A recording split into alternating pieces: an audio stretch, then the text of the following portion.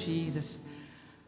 நமக்கு ஒத்தாசை வரும் பருவத்துக்கு நேராக நம்ம பார்ப்போம். எந்த சூழ்நிலை வந்தாலும் கண்மலையாக இருக்கிற இயேசுவே நம்மளுக்கு விடுதலை கொடுப்பவர், பதிலை கொடுப்பவர். ஆமென். ஹல்லேலூயா. Thank you Jesus. இந்த பாடலை படிக்க போகிறோம். என் கொம்பை உயர்த்தினீரே என்று படிக்க போகிறோம். இந்த கொம்பு என்று சொன்னால் நமக்கு இருக்கிற கொம்பு இல்லைங்க. இந்த வசனத்தை நீங்கள் பார்த்தீங்கன்னா போட்டிருக்கு, காட்டு எருமைக்கு ஒரு கொம்பு இருக்குமா, அந்த கொம்பு ரொம்ப பலமான ஒரு கொம்பா இருக்குமா.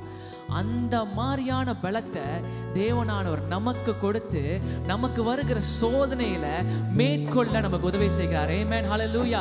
இன்று நீங்க எந்த சூழ்நிலையில் இருந்தாலும் நான் சொல்றேன், தேவனால மாற்ற முடியாது எதுவும் இல்லை. ஹல்லேலூயா. நீங்க சோகத்துல இருக்கலாம், நீங்க துன்பத்துல இருக்கலாம், கடன் பிரச்சனை இருக்கலாம், எந்த பிரச்சனை எந்த சூழ்நிலை இருந்தாலும் அந்த சூழ்நிலையை தேவன் அவர் மாற்றுகிற வல்லமையாக உள்ளவர். ஆமென். ஹல்லேலூயா. சாத்ராக் மேஷாக் ஆபேத்நேகோ நெருப்புல போட்டாங்க. அவங்க நெருப்புல போட்டனால தான் தேவனுடைய வல்லமை அங்க வெளிப்பட்டுச்சு. ஆமென். ஆமென். ஹல்லேலூயா. தாவீது கோலியாத் முடுக்கு நின்றான். அவங்க தாவீது கோலியாத் முடுக்கு இருக்கிற அந்த சோதனையில நிற்கும் போது தான் தேவன் எவ்வளவு பெரியவர் நம்ம பார்த்தோம். ஆமென். சின்ன மனுஷனா இருந்து ஒரு பெரிய கோலியாத்தை ஜெயித்தார். ஹல்லேலூயா. இன்று கூடங்க நீங்க எந்த சிறையில் இருந்தாலும் பவுலும் சீலாவும் துதித்தது போல இன்று நம்மளும் துதிக்க துதிக்க அந்த கொம்பை தேவன் உயர்த்த போகிறார். ஆமென். நம்மளுக்கு பயனை கொடுக்க போகிறார். எந்த சூழ்நிலை வந்தாலும் சூழ்நிலையை ஒதுக்கி சைட்ல வச்சுட்டு தேவனை சந்தோஷமாக துதிப்போமா. Thank you Jesus. Thank you Lord. Hallelujah. உற்சாகமாக என்னோடு கைகளை தட்டி Thank you Jesus.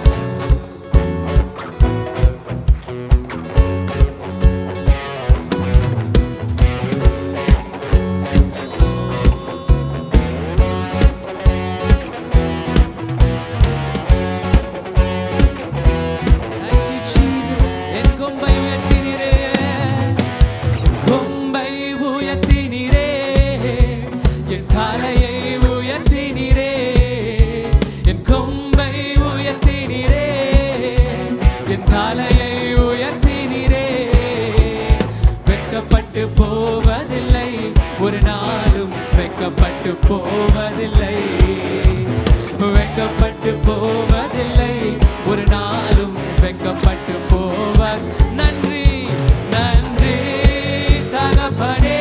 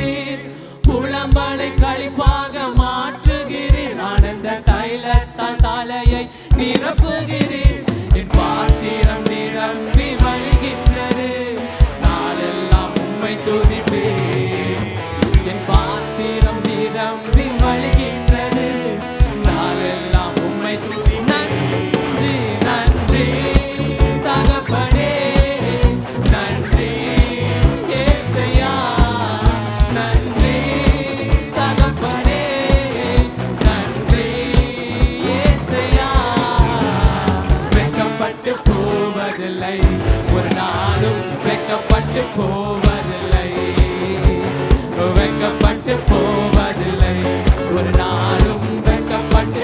என் கொம்பை உயர்த்தினீர், என் கொம்பை உயர்த்தினீரே, என் தலையை உயர்த்தினீரே, என் கொம்பை உயர்த்தினீரே, என் தலையை உயர்த்தினீரே.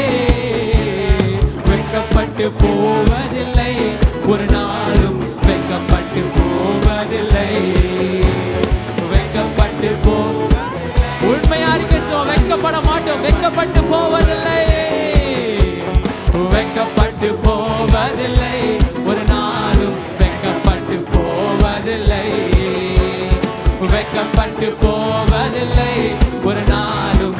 கைகளை உயர்த்தி நன்றி, நன்றி தகப்பனே, நன்றி இயேசுயா, நன்றி தகப்பனே, நன்றி. ஓ நன்றி செலுத்துவோம், நன்றி, நன்றி தகப்பனே, நன்றி இயேசுயா, நன்றி தகப்பனே, நன்றி இயேசுயா. வெட்கப்பட்டு போவதில்லை, ஒரு நாளும் வெட்கப்பட்டு போவதில்லை, வெட்கப்பட்டு போவதில்லை, ஒரு நாளும் வெட்கப்பட்டு வெட்கப்பட்டு வெட்கப்பட்டு போவதில்லை, ஒரு நாளும் வெட்கப்பட்டு போவதில்லை. கடைசியாக வெட்கப்பட்டு போவதில்லை, ஒரு நாளும் வெட்கப்பட்டு போவதில்லை. தேவனுக்கு ஒரு பலத்தை கைத்தடுக்கிறோமா? Thank you Jesus. எங்களுக்காக உதவி செய்து உம் அன்பு பெரிது ஆண்டவரே, உம் அன்பு பெரிது கர்த்தாவே. உம்மை விட்டு விலகினாலும் தடுமாறினாலும் எங்களை விட்டு மாறாத அன்பு, அது உம்முடைய அகாப்பே அன்பு ஆண்டவரே. Thank you Jesus. அதிசயம், அற்புதம், அவருடைய மாறாத அன்பு. ஆமென். அவரை துதித்து பாட போகிறோம். அந்த பாடலை படிக்கும் போது அவருங்க வாழ்க்கையில் செய்த ஒவ்வொரு நன்மைகளும் துதித்து யோசிச்சு பாருங்க, எவ்வளோ அன்பா இருந்திருப்பாரு. ஆண்டவரே, உங்களை விட்டு விலகி போனேன், உங்களுக்கு துரோகம் செஞ்சேன், எதை செய்யக்கூடாதுன்னு நினைச்சனோ அதெல்லாம் செஞ்சேன், ஆனா அவங்க கிட்ட மறுபடியும் வரும்போது எங்களை ஏற்றுக்கொண்டீரே அப்பா, உமக்கு நன்றி, உம் அன்புக்காக நன்றி. Thank you Jesus. Thank you Lord. Thank you Jesus. என்னோட சேர்ந்து பாடுவோமா? Thank you Lord.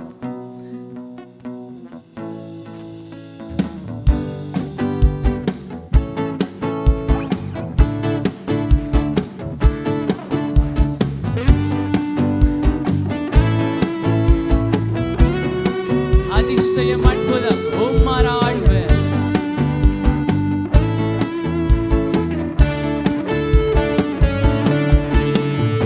அதிசயம், அற்புதம்,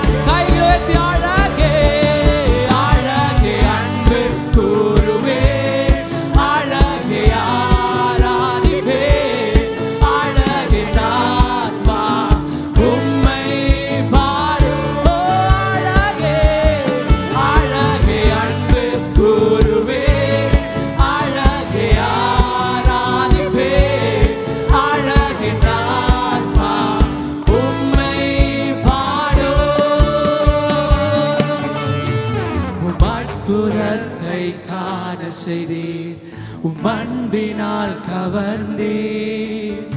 இவ்வுலகிலே உம்மை போல் அழகில்லை.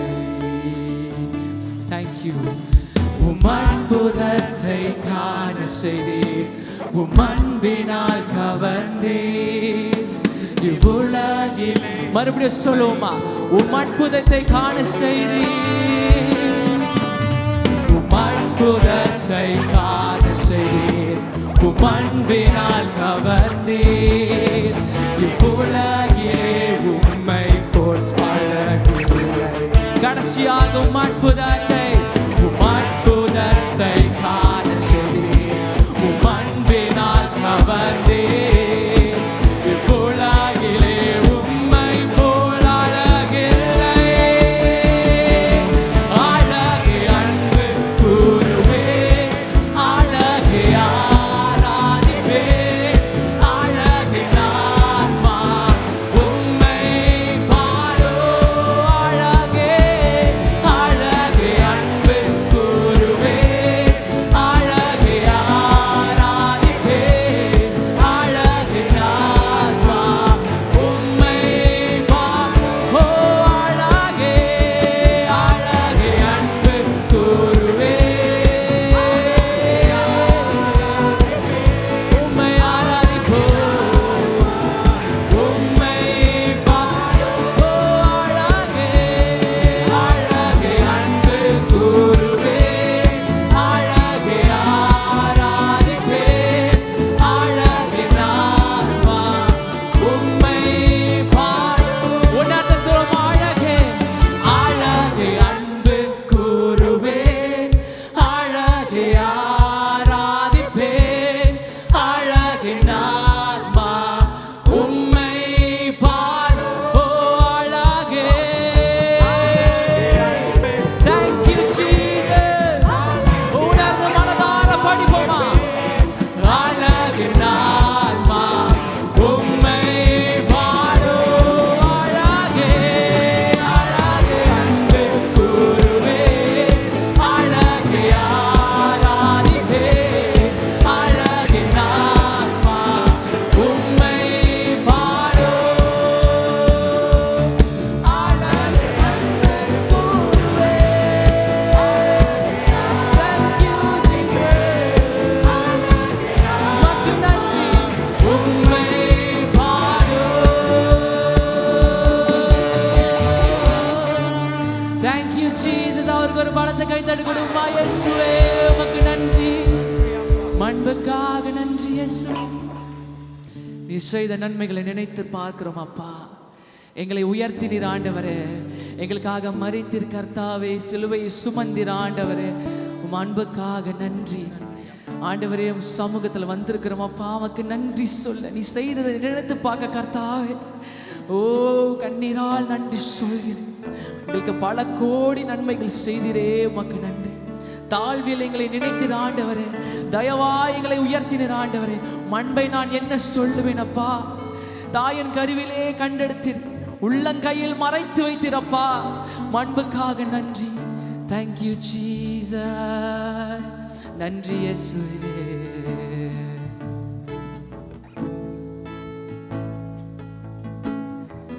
இந்த புது பாடலை படிக்கும் போது இருதயத்தில் முழு மனதோடு அவர் பார்த்து சொல்லும், ஆண்டவரே உமக்கு நன்றி செலுத்துகிறேன் ஆண்டவரே. வேதம் சொல்லுகிறது, மூடனும் புத்தியற்றவன் தான் தேவன் செய்த நன்மையை காணாமலும் அறியாமலும் இருப்பான். நாம் தேவ பிள்ளைகள் அவர் செய்ததை ஒவ்வொரு நாளும் நினைத்து பார்த்து அவருக்கு நன்றி சொல்ல வேண்டும். சேற்றிலிருந்து நம்மை தூக்கி எடுத்தார், தாழ்விலிருந்து நம்மை தூக்கி எடுத்தார். உமக்கு நன்றி இயேசுவே.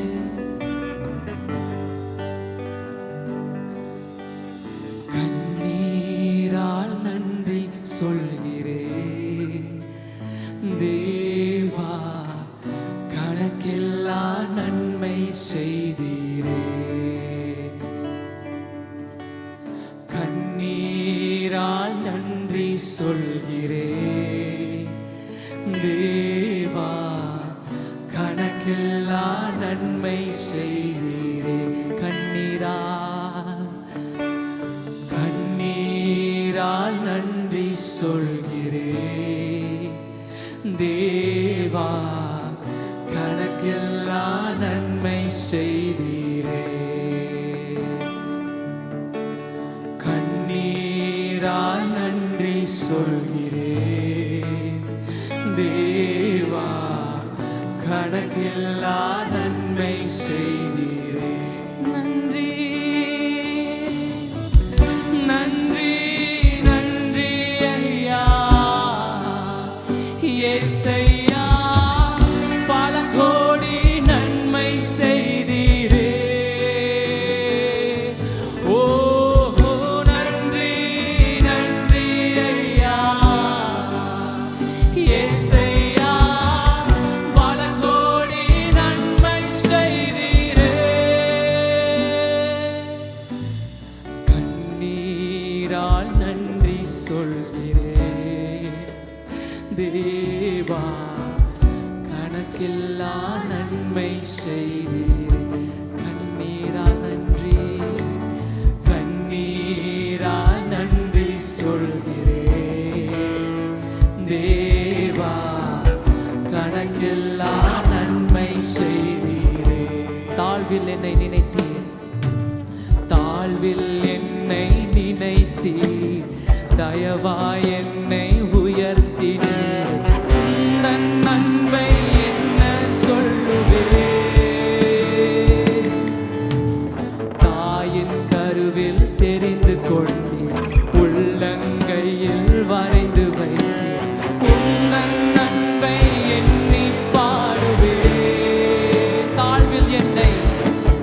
தாழ்வில் என்னை நினைத்தீர், தயவாய் என்னை உயர்த்தீர். உந்தன் அன்பை என்ன சொல்லுவேன், தாயின் கருவில் தெரிந்து கொண்டீர், உள்ளங்கையில் மறைந்து வைத்தீர். உந்தன் அன்பை எண்ணி பாடுவேன். உந்தன் அன்பை எண்ணி பாடுவேன். நன்றி நன்றி ஐயா இயேசையா, பல கோடி நன்மை செய்தீரே. இயேசுவே நன்றி நன்றி ஐயா இயேசையா, பல கோடி நன்மை செய்தீரே. நன்றி நன்றி இயேசுவே, நன்றி நன்றி ஐயா இயேசையா, பல கோடி நன்மை செய்தீரே.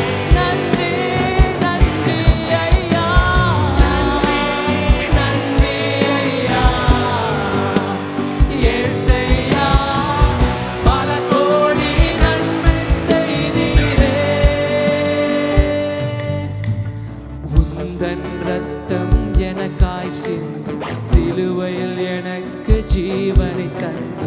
உந்தன் அன்பை என்ன சொல்லுவேன், பாவம் எல்லாம் போக்கினீர், சாபம் எல்லாம் நீக்கினீர்.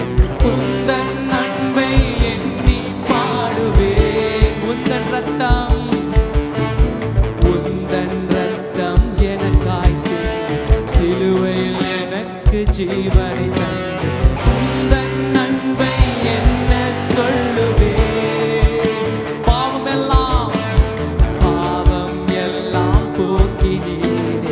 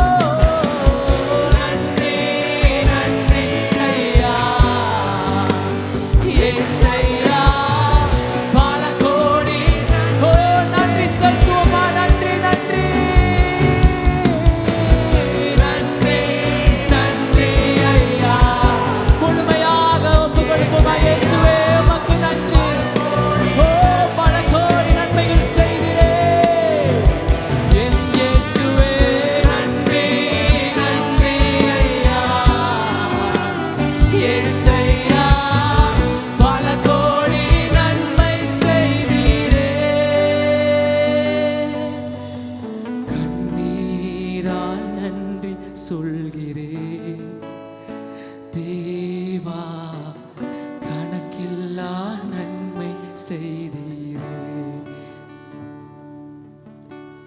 கண்ணீரால் நன்றி சொல்கிறேன். தேவா கணக்கில்லா நன்மை செய்தீரே. Thank you Jesus. Hallelujah. உமக்கு நன்றி செலுத்துகிறோம் இயேசு, உமக்கு நன்றி செலுத்துகிறோம் ஆண்டவரே. Thank you Jesus. ஆவியானவரே நீ சமூகத்தில் வர வைக்கிறோம் அப்பா, எங்களை நிரப்பும் ஆவியானவரே. அப்பா உடைய பிரசனம் இல்லாத இடம் ஒன்றுமில்லை ஆண்டவரே, உடைய பிரசனத்தினால நிரப்பும் அப்பா. ஆவியானவரே எங்க மத்தியில் இறங்கும்படி ஜெபிக்கிறேன். தூய ஆவியே எங்க மத்தியில் இறங்கும்படி ஜெபிக்கிறேன். நீர் ஜீவ தண்ணீர் ஆண்டவரே, எங்களை தாகத்தை தீர்க்கும் ஊற்று ஆண்டவரே, எங்களை ஆலோசனை கொடுக்கிற கர்த்தாப்பா, எல்லாம் நீர் ஆண்டவரே. அக்கினியும் நீர் ஆண்டவரே, பெரும் காற்றும் நீர் ஆண்டவரே. இந்த நாள்ல கூட எங்களை வந்து நிரப்பும்படி ஜெபிக்கிறோம் அப்பா. இந்த ஆராதனை வெறுமையாக இருக்கக்கூடாது ஆண்டவரே, நீர் நிரப்பின ஒரு ஆராதனையாக இருக்க வேண்டும் அப்பா. உம் நாமத்தை சொல்லி துதிக்க துதிக்க ஆண்டவரே விடுதலையை பெற்றுக் கொள்கிறோம் ஆண்டவரே. சாபம் எல்லாம் நீங்குகிறது ஆண்டவரே, பாவம் எல்லாம் மறந்து பறந்து போகிறது ஆண்டவரே. Thank you Jesus. உமக்கு நன்றி செலுத்துகிறோம் ஆவியானவரே, உமக்கு நன்றி செலுத்துகிறோம். தேங்க்யூ.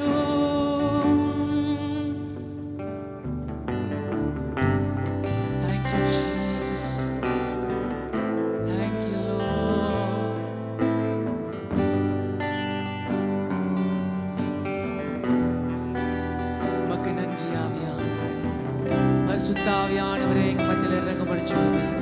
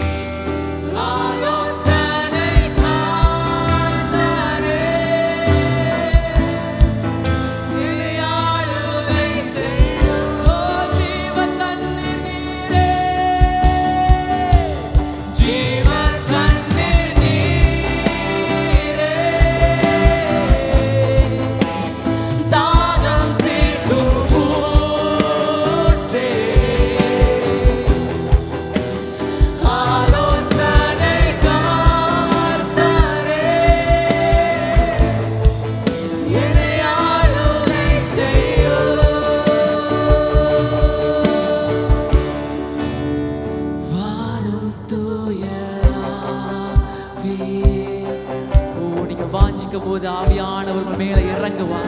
நீங்க வாஞ்சிக்க நீங்க அவரை அழைக்க அவருடைய பிரசன்னம் ஆவியானவர் தூய ஆவியானவர் மேல இறங்குவார். அவர் இறங்க நீங்க துதிக்க விடுதலை அற்புத அடையாளங்கள். Thank you Jesus. வாரும் தூய ஆவியே, வாரும் தூய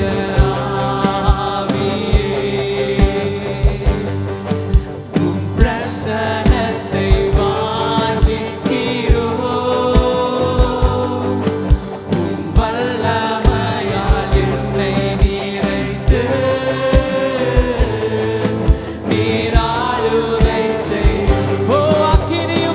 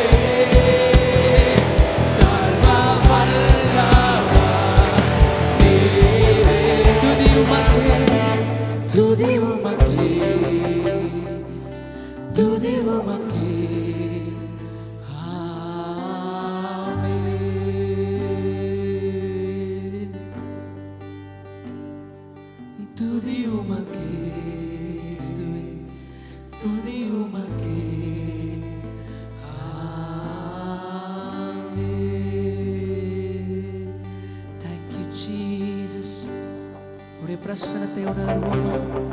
Thank you Lord. உடைய பிரசன்னத்தை உணர்வோம். உடைய பிரசன்னம் ஆண்டவரே ஓடுகிறது. Thank you for your presence Lord. அவர் நாமத்தை உயர்த்துவோம், அவர் நாமத்தை உயர்த்துமா. Let's lift up his name. ஒரு சொந்த வார்த்தையில அவரை உயர்த்துங்க, அவரை துதிங்க, அவருக்கு நன்றி செலுத்துவோமா. அப்பா உமக்கு நன்றி, தூயரே உமக்கு நன்றி, தூயரே உமக்கு நன்றி. We thank you Holy Spirit. உடைய பிரசன்னத்துக்காக நன்றி. உயர்த்துகிறோம், உயர்த்துகிறோம், உயர்த்துகிறோம், உம்மை ஸ்தோத்திரிக்கிறோம் இயேசுவே. Thank you Lord, thank you Jesus, thank you Lord. Hallelujah, hallelujah. உடைய வார்த்தைகளால் உயர்த்துங்க. நீங்க துதிக்க துதிக்க விடுதலை, துதிக்க துதிக்க ஆண்டவர்கள் நிரப்புகிறார்.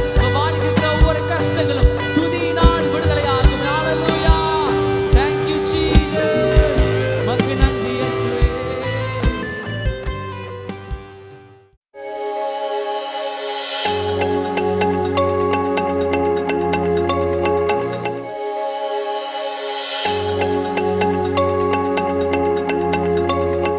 இன்றைக்கு என்னுடைய தலைப்பானது லிவிங் வித் பிரின்சிபல்ஸ், கொள்கையுடன் வாழ்வது. கொள்கையுடன் வாழ்வது, நல்ல நெறிமுறைகள் என்று சொல்லலாம், கொள்கைகள் என்று சொல்லலாம். ஒவ்வொரு மனிதனுக்கும் ஏதோ கொள்கைகள் இருக்கிறது. அதன்படி அந்த கொள்கை அவர்களை வழிநடத்தும். அந்த கொள்கை அவருடைய வாழ்க்கையை மாற்றும். என்ன கொள்கையோடு வாழ்கிறோமோ அதை வைத்து தான் மற்றவர்கள் உங்களை என்னை மதிப்பார்கள். என்ன நெறிமுறைகள் வாழ்க்கையிலே நாம் கடைபிடிக்கிறோமோ அதுதான் நம்முடைய வாழ்க்கையிலே நம்ம உயர்த்த போகிறது. ரொம்ப முக்கியமான ஒன்று. எடுத்துக்கொள்வோம் எபேரிய 13ஆம் அதிகாரம், எபேரிய 13ஆம் அதிகாரம் 8ஆம் வசனம். இந்த வசனம் என் கண் முன்னதாக வந்தபோது அதுக்குள்ளிருந்து ஒரு காரியத்தை நான் உணர்ந்தேன். அதை உங்கள் மத்தியிலே செய்தியாக கொடுக்கின்றேன். எபேரியர் 13:8ஆம் வசனம். இயேசு கிறிஸ்து நேற்றும் இன்றும் என்றென்றும் மாறாதவராயிருக்கிறார். இயேசு கிறிஸ்து நேற்றும் இன்றும் என்றென்றும் மாறாதவராயிருக்கிறார்.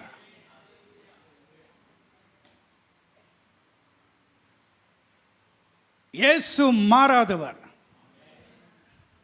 ஏன் அவர் மாறாதவராய் இருந்தார் என்றால், அவர் சில கோட்பாடுகளை கடைப்பிடித்தபடியாய் அவர் ட்ராக் ஓடவே இல்லை. வாழ்க்கையிலே ஒரு கோட்பாடு இருந்தால் நாம் மேலே கீழே இருக்க மாட்டோம், தடுமாற மாட்டோம், ஒரு நிலையாக இருப்போம். இதுதான் என் கொள்கை, இதுதான் என்னுடைய வழிமுறை, இதுதான் என்னுடைய பிடிமானம், இதுதான் என்னுடைய அஸ்திபாரம், இதில் தான் நான் வாழ்வேன் என்று நம் பல காரியங்கள் இன்றைக்கு பார்க்க போகிறோம். இயேசு கிறிஸ்து இந்த வசனம் சொல்கிறது, அவர் நேற்றும் இன்றும் என்றென்றைக்கும் மாறாதவர். அல்லேலூயா. அப்போ இயேசு ஒரு கொள்கையுடன் வாழ்ந்தவர். இயேசு ஒரு கொள்கையுடன் வாழ்ந்தார். எதற்காக பிறந்தார் என்று அவருக்கு தெரியும், எதற்காக வாழ்கிறார் என்று தெரியும். அவர் ஒரு கொள்கை உள்ளவர், principle, man of principle, living with principle. ஒரு கொள்கை இருக்கிறது. சில பெற்றோர் ஒரு கொள்கையில் இருப்பாங்க, பிள்ளைகள் ஒரு கொள்கையில் இருப்பாங்க. சில பிள்ளைகள் பெற்றோருடைய கொள்கையை ஃபாலோ பண்ணுவாங்க, சில பெற்றோர்கள் பிள்ளைகளுடைய கொள்கையை ஃபாலோ பண்ணுவாங்க. எல்லாருக்கும் விதவிதத்தில் சில வழிகளை வைத்திருக்கிறோம். நான் இப்படி தான் இருப்பேன், நான் இப்படி தான் பேசுவேன், நான் இப்படி தான் நடந்து கொள்வேன், இது என்னுடைய பழக்கம் என்று சொல்லுவோம்.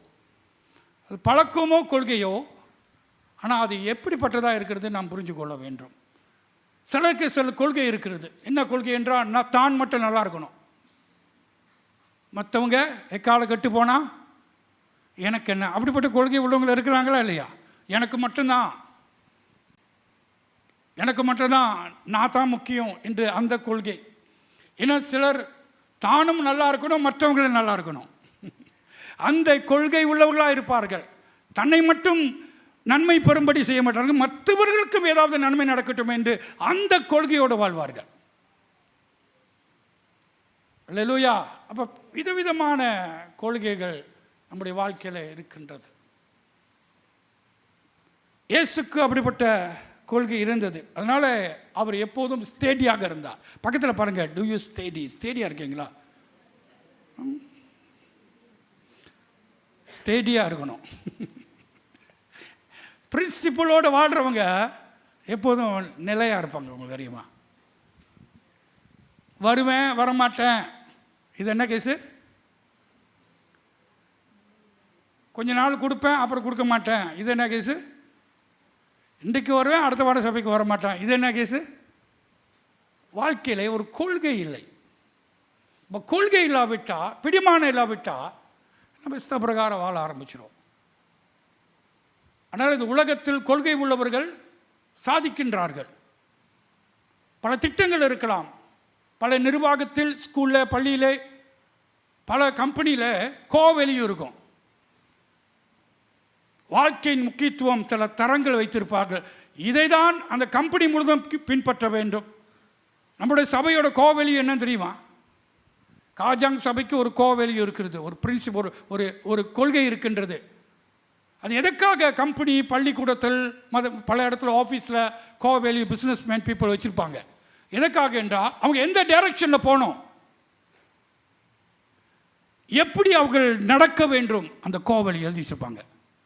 இப்படி தான் வாழ வேண்டும், இதை தான் செய்ய வேண்டும், இப்படி தான் இருக்க வேண்டும், டீம், அதாவது டீம் ஒர்க், யூனிட்டி அப்படின்னு போட்டிருப்பாங்க. அதெல்லாம் அந்த ஸ்தாபனம், அந்த நிர்வாகம், அந்த பள்ளி, அந்த கம்பெனியில் அந்த ஒழுங்கை கொண்டு வருவாங்க. அவங்க எல்லாரும் அதை கடைபிடிக்க வேண்டும். எல்லாரும் அதை கடைபிடித்து அதை நோக்கி போக வேண்டும். அப்பொழுது தான் கம்பெனி இன்னொரு படிக்கு போகும். Advance together. அடுத்த படிக்கு நாம் போக வேண்டும் என்றால் நம் வாழ்க்கையில் சில நல்ல நெறிமுறைகள், கொள்கைகள் இருக்க வேண்டும். இயேசு வாழ்ந்த நாட்களிலே பல காரியங்கள் அவரை சுற்றி இருந்தது, மாறி இருந்தது. போதனைகள் மாறி இருந்தது. அங்கே யூதர்கள் வாழ்க்கை முறை மாறி இருந்தது. ஆலயம் ஆராதிக்கிறது எல்லாமே மாறி இருந்தது. ஆனால் தான் அவர் பெரிய புரட்சியை கொண்டு வந்தவர். இயேசு யார்? ஒரு கொள்கையோடு வாழ்ந்து புரட்சியை கொண்டு வந்தார், ஒரு மாற்றத்தை கொண்டு வந்தார். ஆனால் தான் நிறைய பேருக்கு அவருக்கு பிடிக்கல. ஏன்னா அவங்க எல்லாம் ஒரு கொள்கையில் வாழ்ந்தாங்க. அப்போ இயேசு வந்த கொள்கை, இயேசு வாழ்ந்த கொள்கையின் வாழ்க்கை, அந்த பிரின்சிபல்ஸ், அந்த கோவேல்யூ எல்லாரையும் டிஸ்டர்ப் பண்ணிடுச்சு. நம்ம இப்படி தான் இருந்தோம், ஆனால் அது வேறு மாதிரி கொண்டு போகிறது. அப்போ இயேசுக்குள்ளாக நம்ம வாழும்போது அன்பானவர்களே, பல விதத்தில், பல கோலத்தில் பல காரியத்தை நம்பி கடைப்பிடிச்சிருக்கலாம். ஆனால் திரு சபைக்கு வந்தபோது நாம் இயேசுவை ஏற்றுக்கொள்ளும் போது இந்த வேதாகம் நமக்கு பலவிதமான நெறிமுறைகள், கோட்பாடுகள், கொள்கைகளை நமக்கு போதிக்கின்றது.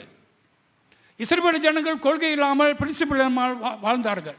எங்கே? எகிப்தில் அடிமைத்தனத்தில் இருக்கும் போது ஆண்டவர் மோசே மூலமாக அவர்களை கொண்டு வந்து, நீங்கள் மற்றவர்கள் போல வாழாதபடி உங்கள் வாழ்க்கை வித்தியாசமாக இருக்க வேண்டும் என்று சொல்லி அவர்களுக்கு சில நியாய பிரமாணங்களை, சட்டங்களை, ஒழுங்குகளை கொடுத்து, நீங்கள் இதை தான் சாப்பிடணும், இப்படி தான் உடுத்தணும், நீங்கள் இப்படி தான் ஜீவிக்கணும், இப்படி தான் ஆண்டவர்கிட்ட நெருங்கணும், நீங்கள் ஒருவருக்கு இப்படி தான் நடந்து கொள்ளணுண்டு ஆண்டவர் நெறிமுறைகள், கொள்கைகள், பிரின்சிபல்ஸை கொடுத்தார். இதன்படி நீங்கள் வாழ்ந்தீரென்றால் நீங்கள் மற்ற ஜனங்களுக்கு மத்தியிலே நான் உங்களை ஆசீர்வதிப்பேன்றார்.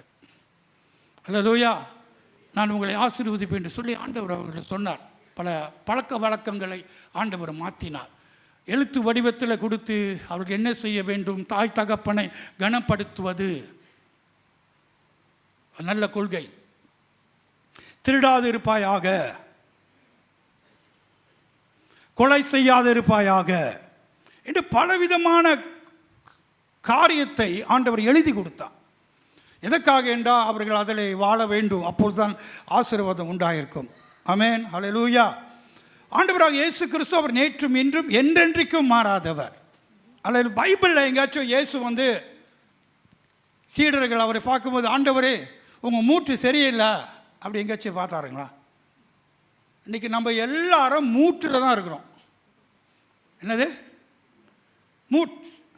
மூடி அந்த அவர் இல்லை, அவரை சொல்லலை. நல்ல மூட்டாக இருந்தால் சிரிப்போம், நல்ல மூட்டு இல்லை அப்படியே சுகமாக போவோம்.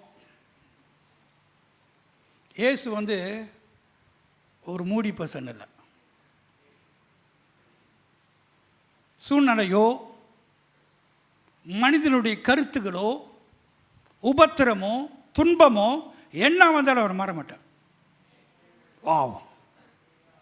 எதற்காக அழைக்கப்பட்டாரோ, எதற்காக தேவன் அவரை உலகத்துக்கு அனுப்பினாரோ அந்த கொள்கையை விட்டு ஒரு நாளும் திரும்ப மாட்டாருங்க.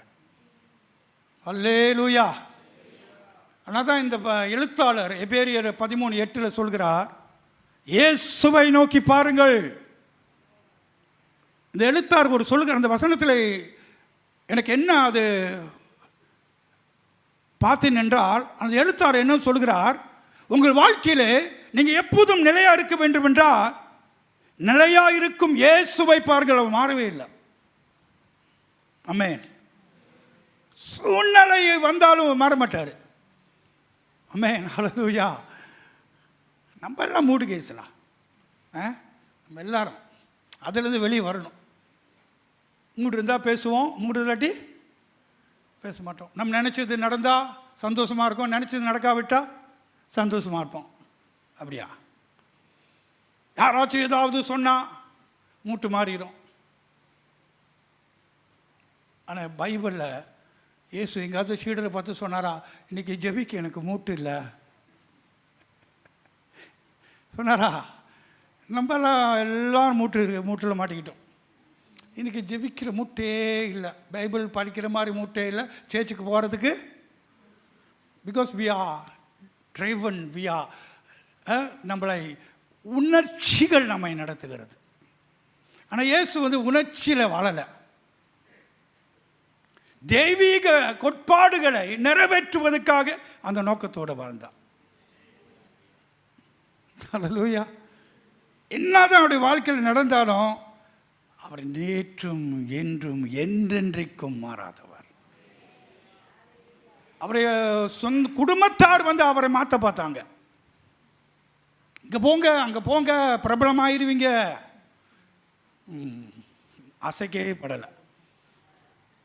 சீடர்கள் என்னென்னமோ சொன்னாங்க, அவர் அசைக்கப்படாதவர். மனிதனுடைய கருத்துக்கள் அவர் அசைக்கலை. மத போதகர் அவரை எதிர்த்து நின்றார்கள், அங்கேயும் அவர் அசைக்கப்படலை. Wow! Man with principle, leaving with principles.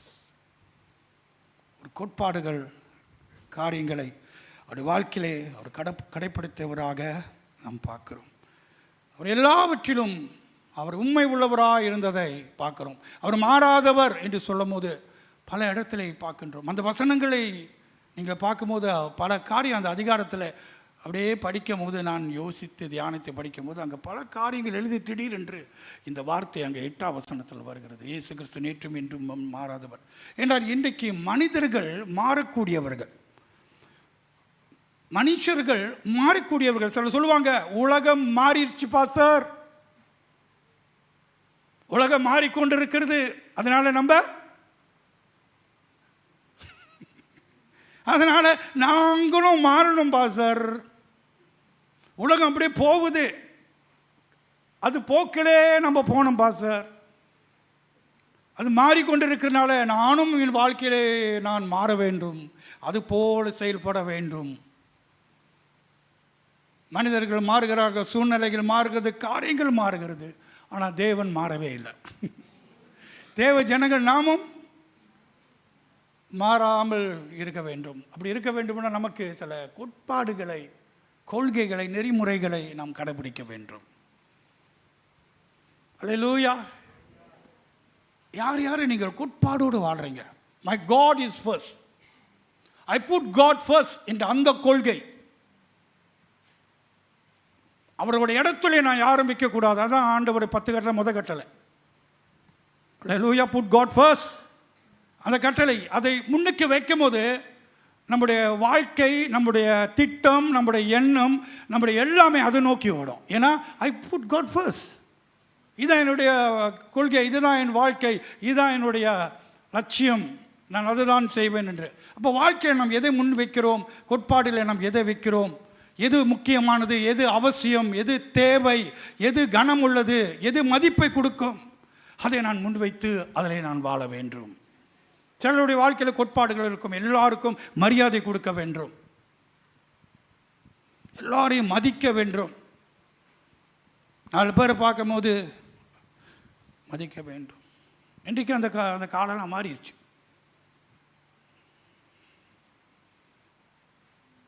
மதிக்க வேண்டும், அந்த ஒரு கோட்பாடுகள் பல விதத்தில் நம்முடைய வாழ்க்கையிலே பல காரியங்கள் இன்றைக்கு மாறி இருக்கிறது. ஆனால் நம் ஆண்டவராக இயேசு கிறிஸ்து அவர் மாறாதவராக இருக்கிறார். அல்லேலூயா. கனவு மணி சொல்லுங்கள், நீங்கள் அடிக்கடி மூட்டு, அடிக்கடி இன்னைக்கு ஒன்று சொல்லுங்க, நாளைக்கு ஒன்று செய்வீங்க. சரி, நம்ம வாழ்க்கையில் பார்க்கும்போது நம்ம ஒரே மாதிரி பேச மாட்டோம். தீர்மானம் கூட இன்றைக்கி ஒன்று எடுத்துருப்போம், நாளைக்கு ஒன்று செய்வோம். நீ சைன் பண்ணுவோம், எல்லாம் வரோம் கான்ஃபரன்ஸ்க்குன்னு, அப்புறம் கடைசி நேரத்தில் கை காலை வரி விட்டுருவோம். அப்புறம் கோட்பாடு இல்லாதவர்களை உங்களுக்கு தெரியுமா நம்ப முடியாது. வாழ்க்கையில் பிரின்சிபலோடு வாழ்கிறவங்க, அவங்கள நம்பி நீ எதுவுமே செய்ய முடியாது. உங்களுக்கு தெரியுமா? நான் சொல்கிறது உண்மையா இல்லையா? அவங்க மேலே நீங்கள் நம்பிக்கை வைக்க முடியாது. அவங்க மாறிடுவாங்க, அவங்கள நம்ப முடியாது. கணவன் மனைவிகள் உடன்படிக்கை செய்கிறார்கள். இருப்பீரா? இருப்பேன். ஆம் ஆம். இருப்பீர்களா? இருப்பேன். ஆனால் சூழ்நிலை காலங்கள் மாறும்போது அதே மாறி போயிடுது. கோட்பாடல் என்ன சூழ்நிலை வந்தாலும் அதில் உறுதியாய் இருக்க ஆண்டவர் நமக்கு கற்றுக் கொடுக்கிறார். அல்லேலூயா, அல்லேலூயா. அவர் இயேசுடைய வாழ்க்கையிலே அவர் கோட்பாடோடு வாழ்ந்தார். சத்தியத்தில் வாழ்ந்தவர். ஆமென். சத்தியத்தை போதித்தார், சத்தியத்தில் வாழ்ந்தார். இயேசு ஒரு மத போதகர் மட்டுமல்ல, இது மதத்தை பரப்பிக்கிட்டு இல்லை, மதத்தை மட்டும் சொல்கிறா இல்லை, அவர் எதை போதித்தாரோ அதை கடைப்பிடித்தார். அதனால தான் நம்ம ஆண்டவர் பெரியவர். அல்லேலூயா. அவரை தான் நம்ம பார்க்கணும். அல்லேலூயா. அவரை தான். மனுஷனை பார்த்தீங்கன்னா நான் சொல்கிறேன் மாறியே போயிடுவோம். மனுஷனை பார்த்தா நம்ம விசுவாசமாக காண போயிடும். ஆனால் தான் இங்கே அழகாக அந்த எழுத்தாளர் சொல்கிறா, see Jesus is the same. அவர் போன வாட்டி நேற்று மாறலை, இன்றைக்கும் மாறல, நாளைக்கும் மாறவே மாட்டார். ஆனால் மனுஷனை நம்ம சொல்ல முடியுமா? அவர் மாறவே மாட்டாருங்க, கடைசி வரைக்கும் ஒன்று அப்படியே தான் இருப்பாருங்கன்னு யாரையும் பார்த்து சொல்ல முடியலைங்க. சிரிப்பு தான் வருது சில நேரத்தில் நம்மளை பார்க்கும்போது. நம்மெல்லாம் அப்படி மாறி மாறி மூட்டு பிரகாரம் வாழ்க்கையை செய்து வருகிறோம். இதுலேயும் ஆண்டவர் நமக்கு ஒரு இரக்கம் கிருபை காட்டி நடத்துகிறார். அல்லேலூயா, அல்லேலூயா. அவர் நேர்மை உள்ளவர். அவர் வாழ்க்கையில் ஒரு நேர்மை இருந்தது, இன்டிகிரிட்டி. பொய் சொல்லக்கூடாது, உண்மை தான் பேசணும். இது நெறிமுறைகள். பிறரை கொடுத்து குறை பேசக்கூடாது, நெறிமுறைகள்.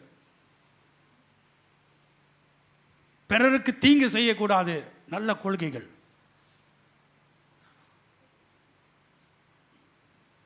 இதெல்லாம் எங்கே இருக்குது? பைபிளில் தான் இருக்குது. வேறு எங்கேயும் நம்ம தேடி கண்டுபிடிக்கணும், எல்லாம் பைபிளில் தான் இருக்குது. அப்போ ஆண்டவராக இயேசு கிறிஸ்து அவர் சத்தியத்தில் வாழ்ந்தவர். தேவனுடைய மாறாத தெய்வீக கொள்கைகளை கடைப்பிடித்தார். எழுதி கொள்ளுங்கள், தேவனுடைய மாறாத தெய்வீக கொள்கைகளை கடைப்பிடித்தார். ஆண்டவர் பிதா என்ன சொல்கிறாரோ, என்ன செய்கிறாரோ அதை தான் அவர் செய்து வந்தார். ஆனால் அவர் மனிதனை பார்த்து அவர் வாழவில்லை, தேவனை பார்த்து வாழ்ந்தார். தேவன் தன் பரமபிதாவை பார்த்து வாழ்ந்தார். அப்போ தேவ சுத்தத்தை அவர் செய்கிறதே அவருடைய கொள்கையாக இருந்தது. தேவ சுத்தத்தை செய்வது தான் அவருடைய ஆகாரமாக இருந்தது. அதுலேருந்து அவர் ஓடவே மாட்டார். பாருங்க, கோஸ்பல் மைண்ட் என்று சொல்லுவாங்க. கோஸ்பல் மைண்ட், சுவிசேஷம் அறிவிக்கிற சிந்தையோடு நாம் அங்கே எங்கும் தெரிய வேண்டும். இயேசு எங்கே இருந்தாரோ அவர் கொள்கையை மாறவே இல்லை. அவர் சுவிசேஷத்தை சொன்னார். விருந்தில் இருந்தாலும் சரி, 4 நண்பர்கள் மத்தியில் இருந்தாலும் சரி, அவர்கள் சமாரியா பெண் அங்கே இருந்தாலும் சரி, எப்படினாச்சும் கோஸ்பல் மைனோடு தான் வாழ்ந்தார். சுவிசேஷத்தை எப்படினாச்சும் பிறருக்கு தெரிவிக்க வேண்டும், தேவ ராஜ்யத்தை தெரிவிக்க வேண்டும், மக்களை தேவனிடத்தில் கொண்டு வர வேண்டும் என்று அந்த கொள்கையோடு தான் வாழ்ந்தார். அதிலிருந்து இயேசு மாறவே இல்லை. அதுதான் பைபிள் அவரை குறித்து சொல்லுது, அவர் சிலுவை பரியந்தும் கீழ்ப்படிந்தார் அப்படின்னு சொல்லப்பட்டிருக்காங்க. லூயா. அவருடைய கீழ்ப்படிதல் பெற்றோரிடத்திலிருந்து அங்கே ஆரம்பித்து 12 வயசில் எழுதப்பட்டிருக்கிறது. தன் பெற்றோரிடத்தில் கீழ்ப்படிந்திருந்தார். அங்கிருந்து சிலுவையிலிருந்து வரைக்கும் அவர் கீழ்ப்படிந்தவராக அந்த கொள்கையை கடைப்பிடிச்சார். அல்லேலூயா, ஆமென். நேர்மை, அன்பிலே அவர் மாறவே இல்லை. சீடர்களிடத்தில் நம்ம அன்பு செலுத்தினார். அல்லேலூயா. பேதுருவும் அவர் நேசித்தார், அவன் மறுதலிச்சும் அவர் நேசித்தார். யூதாச அவர் என்ன சொன்னார்? சிநேகிதனே என்று சொல்லி என்னை அணைத்து முத்தமிட்டு காட்டி கொடுத்தாயா சிநேகிதனே என்றார். அல்லேலூயா.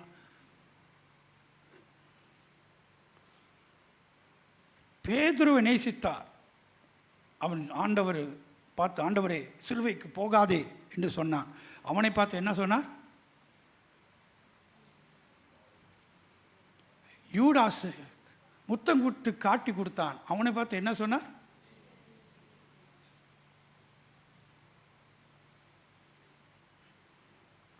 பேதுருவை பார்த்து அப்பால போனார். ஏன் சொல்லுங்க? என் சித்தத்துக்கு விரோதமாக வர. யூதாஸ் என் சித்தத்தை நிறைவேற்ற செயல்படுகிற. நான் சொல்றது, அப்போ தேவ சித்தத்தை அவர் ரொம்ப தெளிவாக இருந்தால் அந்த சித்தத்திலே போய்கிட்டு இருந்தார். அவர் சீடருக்கு பார்த்து சொல்லுங்க, நான் ஜெருசலத்துக்கு போகிறேன். அவருக்கு தெரியும் அங்கே ஒரு அவரை துன்பப்படுத்த போகிறார்கள், அவரை வேதனைப்படுத்த போகிறார்கள், அவர் பாடுபட போகிறார்கள் எல்லாம் தெரிஞ்சு புரிஞ்சு அப்பயும் போகிறாரு. ஏன் சொல்லுங்க? அவருக்கு தெரியும் அவருடைய கொள்கை தேவனுடைய சித்தத்தை செய்து முடிக்கிறது தான். என்ன பாடு வந்தாலும் துன்பம் வந்தாலும் சீடர்கள் தடை செய்தாலும் அதெல்லாம் அவரை மாற்றவே முடியலைங்க. அவர் கொள்கை உள்ள மனிதனாக செயல்பட்டார். ஹல்லேலூயா. தேவனை மகிமைப்படுத்துவதும் அவருடைய சித்தத்தை செய்வதே அவருடைய ஆகாரமாக கொள்கையாக இருந்து வாழ்ந்து வந்தார். அவருடைய அன்பில் கூட அவர் மாறவில்லை, கீழ்ப்படிதலை கூட மாறவில்லை, அவருடைய பரிசுத்தத்திலும் மாறவில்லை. இயேசு சீடர்களோடு இருந்தார். இயேசு எப்படின்னா சீடர்களோடு வாழ்ந்தார். அவர்கள் தான் இயேசுவை கண்ணால் பார்க்குறாங்க. அவரிடத்தில் எந்த குறையும் இல்லை என்று அந்த பேர் எடுத்தார். இயேசு கூடவே வாழ்ந்தார். பாருங்க, ஒரு ரபி பின்னால் வருகிற சீடர்கள் கூடவே இருப்பார்கள். ஒன்றா சாப்பிட்டார்கள், தூங்கினார்கள், எல்லாம் ஒன்றா போனாங்க. இயேசுவை பார்க்கும்போது அவர் அந்தந்த நேரத்தில் ஜெபத்துக்கு போயிடுறாரு. அந்தந்த நேரத்தில் இவர் பாருங்க, என் மாஸ்டர் அவர் ப்ரேயருக்கு சரியாக இருக்கிறார். என்ன தான் டைட்டாக இருந்தாலும் டயட்டை மாற்றவே இல்லை. நம்பலாம்? ஐயோ ரொம்ப டைட்டாக இருக்கேன் அப்படியே போய் கட்டில் ஜம்ப் பண்ணிடுவோம். ஆனால் இயேசு கிறிஸ்து மாறவே மாட்டுறார். அவ்வளவு சீரியஸ் மேன் வித் பிரின்சிபலோட வாழ்ந்தார். அல்லேலூயா. இது வரைக்கும் புரிஞ்சிருச்சு. உங்களோட திறந்து பிரயாணம் பண்ணலாமா? பக்கத்தில் பாருங்க, கொள்கையோடு வாழுமா? கொள்கையோடு வாழுங்க.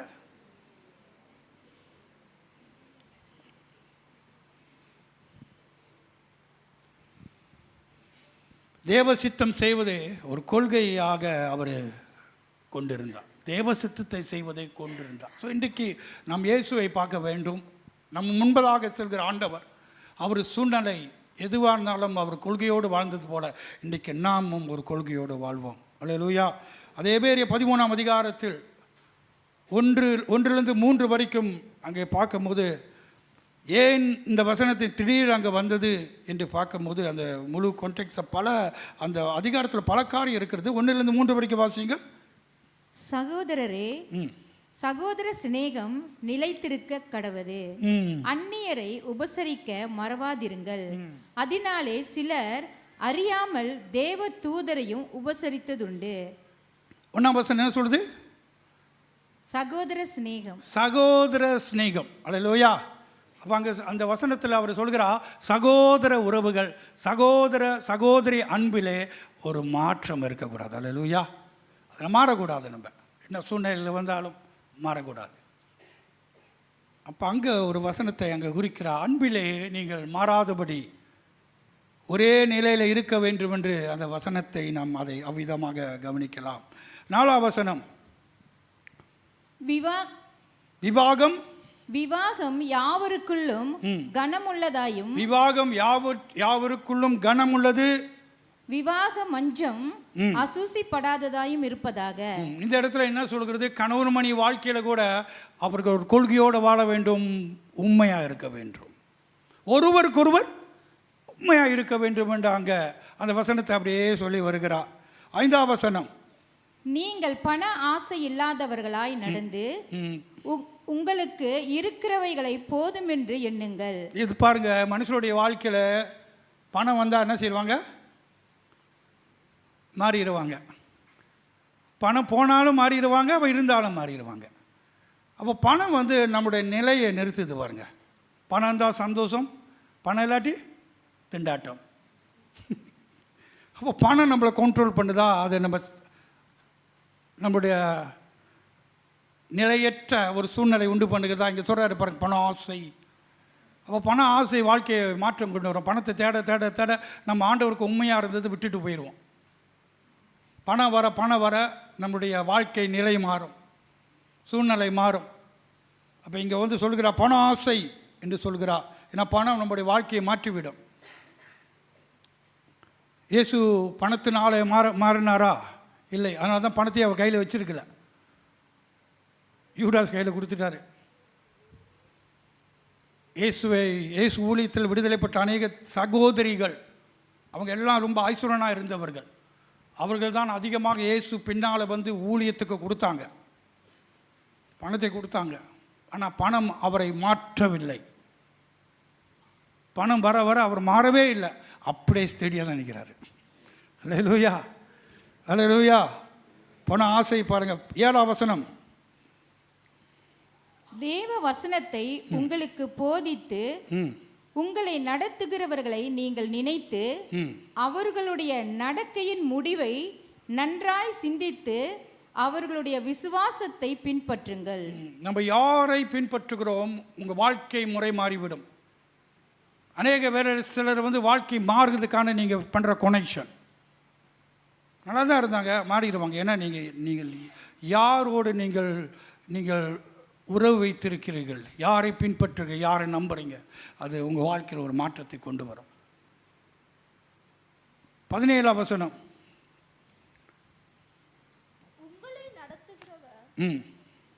உங்களை நடத்துகிறவர்கள் உங்கள் ஆத்மாக்களுக்காக உத்தரவாதம் பண்ணுகிறவர்களாய் விழித்திருக்கிறவர்களானபடியால் அவர்கள் துக்கத்தோடு அல்ல சந்தோஷத்தோடு அதை செய்யும்படி அவர்களுக்கு கீழ்ப்படிந்து அடங்குங்கள். அல்லேலூயா. சில பேர் சிலருடைய வாழ்க்கையில் பார்க்கும்போது அவர்களை யார் நடத்துறது என்று தெரியாது, யார் அவர்கள் ஆத்துமாக்க பொறுப்பாளியும் தெரியாது. எல்லா இடத்துலையும் போவாங்க, அந்த பாஸ்கிட்ட ஓடுவாங்க, இந்த பாஸ்கிட்ட ஓடுவாங்க, எல்லாருக்கிட்டையும் ஓடுவாங்க. எல்லாரும் அவங்க ஆத்மா மேலே தரிசனம் உள்ளவங்க நினச்சி. வேத வசனம் படிச்சிருக்கிறோம், வேத வசனம் அறிந்திருக்கிறோம், வேத வசனம் நம்ம தெளிவாக இருக்க வேண்டும்.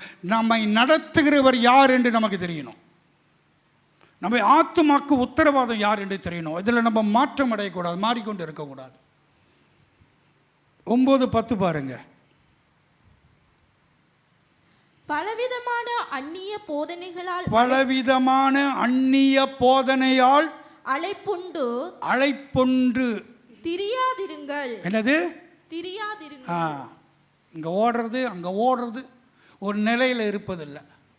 இந்த பிரசங்கத்தை கேட்டு மாறுகிறது, கொஞ்ச நாள் அந்த பிரசங்கத்தை கேட்டு இதை பின்பற்றுவது, அப்புறம் கொஞ்ச நாள் அந்த பிரசங்கத்தை நம்புவது, அப்புறம் இந்த ஊழியக்காரன் இப்படி பேசுகிறாரு. அப்போ ஒரு நிலையில்லாத ஒரு கிறிஸ்தவர்களாக நம்ம இருக்கக்கூடாது. காதுக்கு இனிமையானதை கேட்கும்படி கடைசி நாட்களிலே உண்டாகும் என்று ஆவியானவர் பவுல் மூலமாக தீமோத்தேயுவுக்கு சொல்கிறார்.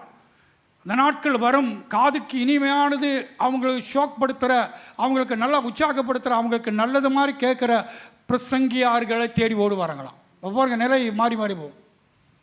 இன்றைக்கி அநேக பேர் சபை மக்கள் பல இடத்துல போய் சிக்கிக்கொள்றதுக்கு காரணம் என்ற நூதனமான உபதேசம், புதிதான உபதேசத்தை புதுசாக இருக்குது அப்படின்ட்டு சொல்லி அதில் போய் பின்னால் ஓடுறது. அதான் அவர் சொல்கிறாரு, நிலை இல்லாத எல்லாம். அந்த வசனம் திரும்ப, பலவிதமான அந்நிய போதனைகளால், அந்நிய போதனை, வித்தியாசமான போதனைகள், அதை விரும்புகிறாங்க சிலர். வித்தியாசமான போதனைகள், அலைப்புண்டு அப்படின்னா அப்படியே அலை மோதுற மாதிரி, கடல் அலை போகிறதுல அந்த மாதிரி வாழ்க்கை ஒரு ஸ்டேபிளே இல்லை. அலை கொண்டு அப்புறம் திரியாதிருங்கள். ஏன் திரியிறாங்க போல. நான் எப்போதும் அப்படி தான் கேள்வி கேட்பேன், இந்த வசனம் ஏன் பவுல் இப்போ இந்த எழுத்தார் ஏன் இப்படி எழுதியிருக்கிறார் என்றால், அங்கே என்னமோ நடக்குது, அங்கே என்னமோ நடக்குது. அவங்க அங்கங்கே போய் கேட்டுக்கிட்டு இருக்கிறாங்க, ஒரு நிலை இல்லை. ஆண்டவரே, பிரியமானவர்களே, நான் சொல்கிறேன், நீங்கள் ஆண்டருக்குள் சரியாக இருந்தால் எங்கே இருந்தாலும் நல்லா இருப்பீங்க. யாரும் உங்கள் மேலே கையை வைக்கணும் அவசியம் இல்லை. நீங்கள் ஆண்டவரோடு சரியாக இருந்தீங்களா, ரைட் ஸ்டாண்ட் பிஃபோர் காட், நீங்கள் தேவனுக்கு முன்பதாக சரியாக இருந்தால் எங்கே இருந்தாலும் நீங்கள் நல்லா இருப்பீங்க. நான் 100% சொல்கிறேன். டு ஃபாலோ இப்படி இப்படி நிலை மாறுவதுக்கு இல்லைங்க. தேவன் மேலே விசுவாசம், கர்த்தர் மேலே விசுவாசம், உங்கள் வாழ்க்கை நல்ல நெறிமுறைகளோடு கோட்பாடுகளோடு நீங்கள் விசுவாசத்தில் வாழ்ந்துகிறீர்களா, கர்த்தர் நிச்சயமாக உங்களை நினைவு கூறுவார். அல்லேலூயா, அல்லேலூயா. 10ஆம் வசனம் முடிஞ்சா, நமக்கு ஒரு பலிபீடம் உண்டு, நமக்கு ஒரு பலிபீடம் உண்டு, அதற்குரியவைகளை புசிக்கிறதற்கு கூடாரத்தில் ஆராதனை செய்கிறவர்களுக்கு அதிகாரம் இல்லை. அடுத்தது, ஏனென்றால் எந்த மிருகங்களுடைய இரத்தம் பாவங்களின் நிமித்தமாக பரிசுத்த ஸ்தலத்துக்குள், 16ஆம் வசனம், நேரா 16ஆம் வசனம், நிலையான நகரம் நமக்கு இங்கே இல்லை. நிலையான நகரம் நமக்கு இங்கே இல்லை, நம் அனைவரும் பரதேசி. பக்கத்தில் பாச, நீ ஒரு பரதேசி. பலியை அவர் மூலமாய் எப்போதும் தேவனுக்கு செலுத்த கடவோம். அல்லேலூயா. அப்ப நம்முடைய பிரயாணம் இந்த உலகம் அல்ல, நாம் தேவனிடத்தில் போக போகிறோம். அல்லேலூயா. இப்போதும் உதடுகள் கர்த்தரை துதிக்க வேண்டும், சோசரிக்க வேண்டும் என்று அங்கே சொல்கிறார். 18-19, எங்களுக்காக வேண்டிக் கொள்ளுங்கள், எங்களுக்காக வேண்டிக் கொள்ளுங்கள், ஜபத்தில் உறுதியாயிருங்கள் என்றார். ஜபத்திலே மாறாமல் உறுதியாயிருங்கள் என்று சொல்கிறார். சூழ்நிலை மாறினாலும், காரங்கள் மாறினாலும், நீங்கள் நினைக்கிறது நடக்காவிட்டாலும் மூட்டோடு உட்கார்ந்திருக்கக்கூடாது, மூட்டோடு நடக்கக்கூடாது, முகத்தை நாம் வேதனையில் வைத்திருக்கக்கூடாது. என்ன நடந்தாலும் நாம் ஜெபிக்கிறவளாக காணப்பட வேண்டும். அல்லேலூயா. மூட்டு நல்லதில்லை. நம்ம மூட்டு கேஸாக இருந்தால் நமக்கு கூட்டாளி இருக்க மாட்டாங்க. நம்மளை விட்டு நிறைய பேர் போயிடுவாங்க, விலகிடுவாங்க. ஏன்னா இது மூட்டு கேஸு, இது ஒரு நாள் சிரிக்கும், ஒரு நாள் சிரிக்காதுன்னுவாங்க, அவங்களுக்குள்ளே பேசிக்குவாங்க. எப்போ இது நம்மளை கோவிக்கும்னு தெரியாது, அந்த மாதிரி பேசிக்குவாங்க சில பேர். அப்போ அது மூட் பிரகாரம் நம்ம வாழக்கூடாது. அல்லேலூயா. அவங்க சொல்கிறாங்க, எனக்கு உறுதியாக ஜெபம் பண்ணுங்கள், ஸ்டே ஸ்பிரிச்சுவலி ஸ்ட்ராங். அப்புறம் நாங்கள் நல் மனசாட்சி உள்ளவர்களாய் எல்லாவற்றிலும் ஜோக்கியமாய் நடக்க விரும்புகிறோம் என்று நிச்சயித்திருக்கிறோம். அல்லேலூயா. எல்லாவற்றிலும் ஒரே நிலையிலே ஓக்கியமாக நடக்க நிச்சயித்திருக்கிறோம். அப்படின்னா ஒரு கொள்கையோடு நாங்கள் வாழ்கிறோம் என்று சொல்கிறாங்க. அடுத்தது, நான் அதி சீக்கிரமாய் உங்களிடத்தில் வரும்படிக்கு நீங்கள் இப்படி வேண்டிக் கொள்ளும்படி அதிகமாய் கேட்டுக்கொள்ளுகிறேன். நித்திய உடன்படிக்கையின் இரத்தத்தினாலே ஆடுகளுடைய பெரிய மேய்ப்பரான நம்முடைய கர்த்தராகிய இயேசுவை மரித்தோரிலிருந்து ஏறிவர பண்ணின சமாதானத்தின் தேவன். ஹல்லேலூயா. கலக்கா வசனத்தை அப்படி பகுதியாக சொல்கிறார். அது ஒவ்வொன்றும் வேறு பைபிள் ஸ்டடி மாதிரி போகும். ஆனால் அது கடைசியாக 8ஆம் வசனத்தை தான் அங்கே நடுவில் கொண்டு வருகிறார். இயேசு நேற்றும் இன்றும் என்றென்றும் மாறாதவர். நம்முடைய அன்பு, நம்முடைய ஒற்றுமையில் மாற்றம் இருக்கா. ஜபத்திலே நம்ம உறுதியாக இருக்க வேண்டும், உறவிலே உறுதியாக இருக்க வேண்டும். பணம் வந்தாலும், வசதிகள் வந்தாலும், வேலை வந்தாலும், நல்ல உயர்வுகள் வந்தாலும் அங்கேயும் நம்ம மாறக்கூடாது. அந்த மாற்றங்கள்லாம் கொண்டு வந்து இயேசுவை சொல்கிறார். ஏன்னா நிறைய கள்ள உபதேசம், கள்ள போதனைகளை மாறி மாறி போகிறாங்க. இப்படி மாற்றமான இடத்துல உங்களை ஆத்துமாக்கு உத்தரவாதம் இருக்கிறவர்களை கவனிங்கள், அவர்களை பின்பற்றுங்கள், அங்கும் இங்கும் சிதறி போய் கொண்டு இருக்காது என்று சொல்கிறார். அல்லேலூயா, ஆமென். அப்போ இயேசு கிறிஸ்து நேற்றும் இன்றும் என்றும் மாறாதவராக இருக்கிறார். ஸோ இன்றைக்கு அன்பானவர்களே, நம்முடைய வாழ்க்கையிலே நம் சபை முன்னேற வேண்டுமென்றால், நம்ம குடும்பம் முன்னேற வேண்டுமென்றால், நம்ம வாழ்க்கை முன்னேற வேண்டுமென்றால் வெறும் திட்டம் இருந்தால் மட்டும் பத்தாது. எனக்கு பிளான் இருக்குது, ஆனால் பிளானை நான் அடைவதற்கு சில பிரின்சிபலை நான் கடைபிடிக்க வேண்டும். ஒரு திட்டத்தை நாம் வாழ்க்கையிலே செய்ய வேண்டுமென்றால், நல்லா வேலை செய்ய வேண்டும், சம்பாதிக்க வேண்டும், வாழ்க்கையில் உயர வேண்டுமென்றால் ஒரு சொப்பனத்தில் இருக்கக்கூடாது. அதுக்கு சில கொள்கைகள் இருக்க வேண்டும். சில பாருங்க, பிஸ்னஸ் செய்கிறவங்க அவங்க சில கொள்கைகளை வைத்திருப்பாங்க. ஒரு நபர் ஒரு வியாபாரி கிட்ட சொல்கிறாரு பாருங்க, அவர் சொல்கிறாரு, நீ வியாபாரம் செய்கிறியா, அன்றைக்கு பிஸ்னஸ் இல்லையா, அன்றைக்கு பிஸ்னஸ் இல்லை, ஆனால் பிஸ்னஸ் வருதோ இல்லையோ நீ போய் ஆஃபீஸில் உட்காருன்றாரு. வாவ், பிஸ்னஸ் வருதோ இல்லையோ நீ போய் ஆஃபீஸில் உட்காரு, யாருக்கண்டா திடீர்னு வரோம், ஒன்றுமே இல்லை அப்படின்னு சொல்லி இல்லை. நான் ஒரு சீன முதலாளி கீழே வேலை செய்யும் போது, அந்த முதலாளி அவர் தான் பிஸ்னஸ், அவர் தான் போஸு, அண்ணன் தம்பி எல்லாம் இருந்தாங்க. ஆனால் எல்லாரும் டிசிப்ளினாக இருப்பாங்க. ஆனால் தான் அவங்க பிஸ்னஸ் படிப்படியாக மேலே போணுச்சு. எல்லாரும் ஒருத்தருக்கு ஒருத்தர் உண்மையாக இருந்தாங்க. பாருங்கள், ஒரு ஒரு ஒரு ஸ்தாபனத்தில் ஒரு வியாபாரம் செய்கிற அண்ணன் தம்பிகளுக்குள்ள உண்மை இருக்கணும். அந்த கொள்கை இருக்குமானால் அவங்க வியாபாரம், குடும்பம் முன்னேறும். அதில் பொய், பித்தலாட்டம், ஏமாற்றம், இப்படிப்பட்ட ஒழுக்கம் இல்லாத கொள்கை இருக்குமானால் அவங்க கட்டுறது உடைஞ்சிரும்.